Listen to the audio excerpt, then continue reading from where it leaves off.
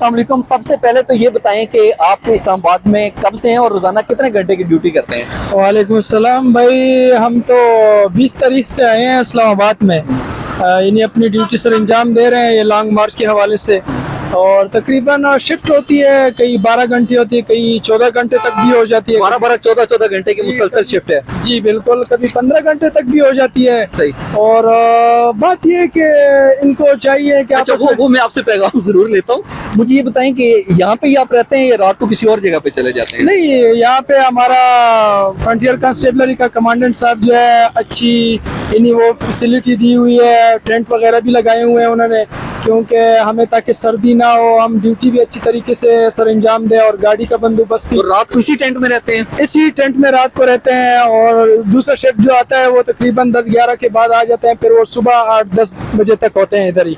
Duty अपनी 16 ने duty sir अंजाम देते हैं। अच्छा, जैसे आपने भी कहा कि आप यहाँ पर मौजूद हैं, तो ये बताइएगा, आप भी अपना घर बार छोड़कर घर से दूर हैं, तो ये जो पाकिस्तान के अंदरूनी सूरत हाल है, आपके जो FC एहलकार जो दीगर दोस्त हैं वो इस हवाले से क्या सोचते हैं, और इस सूरत हाल के अंदर आपकी जो बाकी दीगर पाकिस्तानी हैं उनको क्या पैगाम देना चाहेंगे?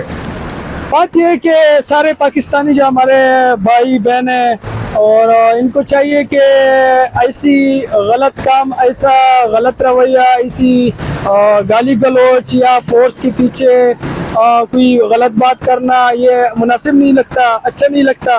क्योंकि जब आगे आपका ये कानूनी और आईनी हक है, लॉन्ग मार्च है, धरना है, एहतजाज है, जो कुछ भी है, लेकिन उनको चाहिए कि पुरअमन तरीके से करे, ये इनका आईनी और कानूनी हक है। लिहाजा जब आप गाली गलौज देंगे या हमारे कमांडेंट साहब को नाम बुरी तरीके से लेंगे, तो लाजमी बात है उनका रिएक्शन बहुत गलत होगा। आपको कितना दुख पहुंचता है, कितनी तकलीफ होती है जब इस तरह की चीजें होती हैं? जब इस तरह की चीजें होती है, ये लाजमी बात है कि हमारे कमांडेंट फ्रंटियर कांस्टेबलरी जनाब सलाउद्दीन मसूद साहब जो है, क्योंकि हमारे बड़े हैं, हमारे बॉस हैं, हमारे अभी तक किसी ने उनके ऊपर तनकीद की है, किसी ने उनको गलत कहा है? हाँ, इस फैजाबाद में कल परसों जो अभी मीडिया ये बात चल के वो बता रही है कि इनको किसने आगे का कहा है या कुछ और का है, लेकिन बात ये है कि हमारे कमांडेंट साहब का नाम ये गलत तरीके से ले रहे थे। मैंने खुद अपने कानों से सुना है और उनको मना भी किया। पठान भाई भी थे, पंजाबी भाई भी थे। आपने उनको क्या कहा? मैंने उनको कहा कि भाई बात इस तरह है कि हमने आपकी हिफाजत के लिए हम आए हैं इधर, हम आपकी हिफाजत करने वाले हैं, हम इस मुल्क की हिफाजत करने वाले हैं, आप हमें गाली देते हैं, हम आपके मुसलमान भाई हैं। ये कौन सा तरीका है आपका? पत्थर मारना, गाली देना, माँ बहन की गाली देना, ये अच्छा नहीं लगता। ये लोग गालियां देते हैं, माँ बहन की गालियां देते हैं। वो गालियां भी देती है, इन्हीं गालियां भी देते हैं ये, लेकिन अच्छा हमें बहुत ये चीज बहुत बुरा लगता है। जो कुछ कहे, जो कुछ तोड़ फोड़ है, ये आपका है, ये सब पाकिस्तान में जो आपने बहुत अच्छा पैगाम दिया है। एक आखिरी बात ये पूछना चाहूंगा कि जब यहाँ पर अवाम की तरफ से ज्यादा रिएक्शन आता है, वो आगे से एहतजाज करते हैं, तोड़ फोड़ का आपने कहा, जब आपको उनके ऊपर आंसू गैस का इस्तेमाल करना पड़े या आपको उनके ऊपर पथराव करना पड़े या उनको डंडे मारने पड़े, तो उस वक्त आप क्या सोचते हैं, कैसा लगता है? बात यह है कि हमसे पहले इस्लामाबाद पुलिस आगे, उनकी आगे ड्यूटी है, चाहे वो शेलिंग भी करें या उनको अरेस्ट भी करें, लेकिन बात इस तरह है कि जब ये हम अपने आंखों से ये सारा नज़ारा देखते हैं तो अच्छा नहीं लगता। क्योंकि हमारी भी पाकिस्तानी फोर्स है या पुलिस है, चाहे इस्लामाबाद पुलिस है, चाहे KPK FC फ्रंटियर कांस्टेबलरी है, लेकिन बात इस तरह है कि हमें बहुत दुख पहुंचता है कि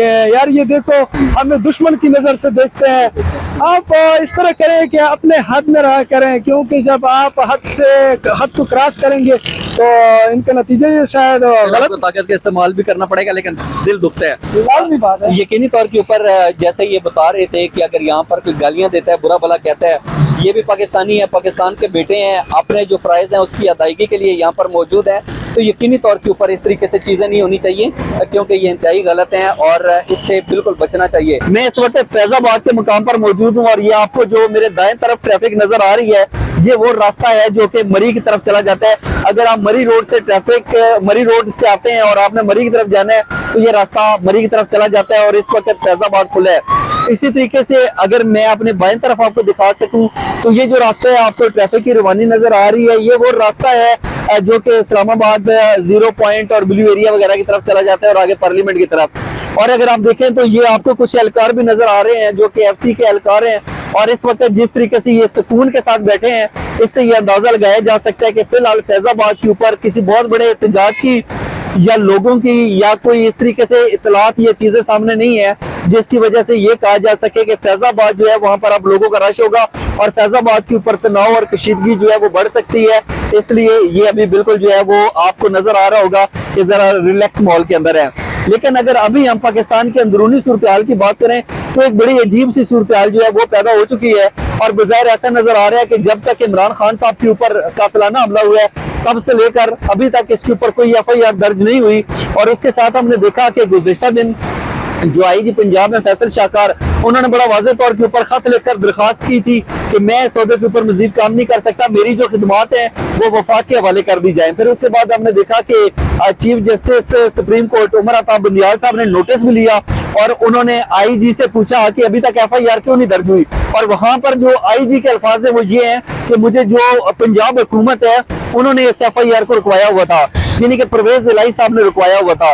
अब यहाँ पर एक चीज ये पैदा होती है कि लेट्स सपोज जो FIR का इंदराज है वो तो यकीनी तौर के ऊपर अगर पुलिस ने करना होता तो अपनी मुद्दईयत के अंदर भी कर सकती है। और जिस शख्स को पकड़ा हुआ है जिसका इतराफी बयान भी सामने आया, अगर अभी इस वक्त की बात की जाए तो फिर वो गैर कानूनी हिरासत के अंदर है, हब्स में जाके अंदर है।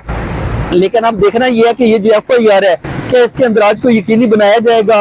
अगर ये FIR हो जाती है तो क्या इसके अंदर सिर्फ 2 नाम शामिल होंगे, सिर्फ पाकिस्तान के वजीर आजम शहबाज शरीफ और वफाकी वजीर दाखिला राना सनोला, या फिर ISI के जो मेजर जनरल है फैसल नसीर, उनका नाम भी शामिल होगा। अब इस मामले के ऊपर एक डेडलॉक जो है वो बरकरार है। हालांकि अगर इंटेलिजेंस अफसर का नाम ना होता तो फिर यकीनी तौर के ऊपर ये अब तक FIR हो चुकी होती।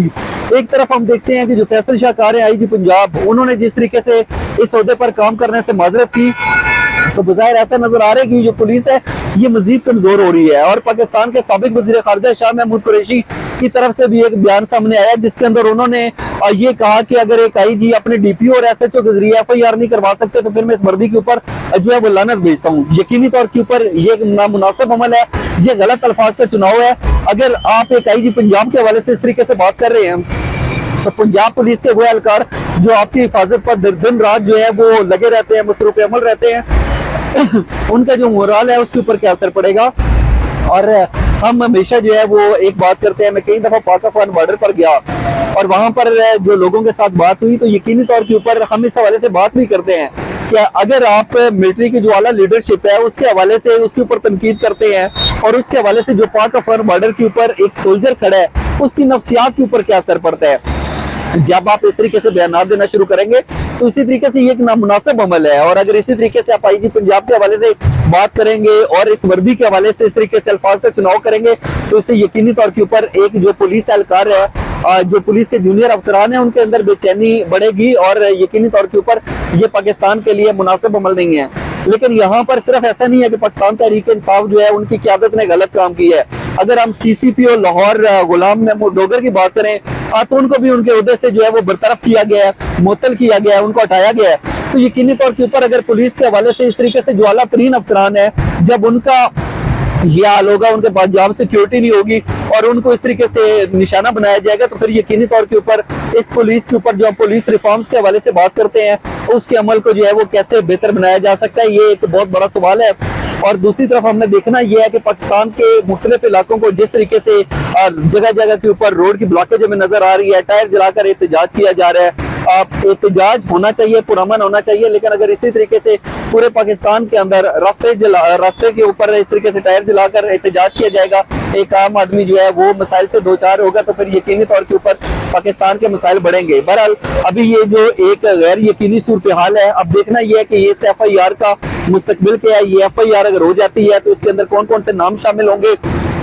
अब बज़ाहिर इस FIR के बाद जो है वो चीजें क्लियर होना शुरू हो जाएंगी, लेकिन अब इसके ऊपर एक बहुत बड़ी जो है वो सियासत का आगाज हो चुका है। और हमने देखा कि कमर ज़मान कायरा साहब ने भी एक बयान दिया, उन्होंने कहा कि अगर इमरान खान अपनी इंतजामिया के जरिए अपने ऊपर होने वाले कातिलाना हमले की FIR दर्ज नहीं करवा सकते तो फिर उनको चाहिए कि पंजाब हुकूमत जो है उससे सबकदोश हो जाए, उसको खत्म कर दें। तो यकीनी तौर के ऊपर इस तरीके से मामलात के ऊपर अगर आप इमोशनल ब्लैकमेल करेंगे, आप इस तरीके से करके लोगों को उकसाएंगे तो फिर यकीनी तौर के ऊपर कुछ भी हो, नुकसान तो पाकिस्तान का है, जो किसी भी पाकिस्तान के लिए नाकाबिले कबूल है। यकीनी तौर के ऊपर एक मुश्किल वक्त है, लेकिन कोई भी फैसला करने से पहले, कुछ भी कहने से पहले इस हवाले से जरूर सोचिएगा। आज का व्लॉग देखने का बहुत शुक्रिया। जाने से पहले इस चैनल को सब्सक्राइब जरूर कीजिएगा। अपना बहुत सा ख्याल रखिए। अल्लाह हाफ़िज़।